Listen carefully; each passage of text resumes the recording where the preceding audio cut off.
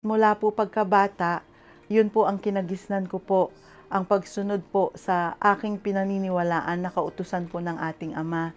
So, mula pagkabata po, ako'y pinalaki po na saradong Katoliko po noon. Nabago po yun nung ako po ay nakapakinig ng aral sa Iglesia ni Cristo po. Narinig ko po ang mga tamang aral sa Iglesia ni Cristo. Kaya po ako ay nagsuri, patuloy na nagsuri at nagdesisyon po akong umanib sa Iglesia ni Cristo po. Natutunan ko po kung ano po ang tamang pagsamba sa Kanya at natutunan ko rin po kung na iisa lang po ang tunay na Diyos, ang Amang nasa langit, at iisa rin po ang tagapamagitan natin sa ating Ama, ang Panginoong Hesukristo. At naramdaman ko po kung ano ang kapayapaan po sa loob po ng Iglesia ni Cristo.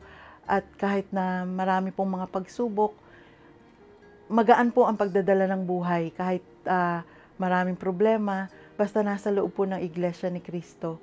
Kayang-kaya po dahil kasama ko po ang ating Amang nasa langit. Napatunayan ko po na sumunod po dapat tayo sa tunay na aral ng Diyos. Hindi lang po basta sumunod po kung ano po yung kinagisnan nating aral. Dapat po tiyakin po natin na tama po ang ating mga ginagawang paglilingkod at batay po yon sa aral at turo ng ating Amang Diyos po, na batay po sa Biblia.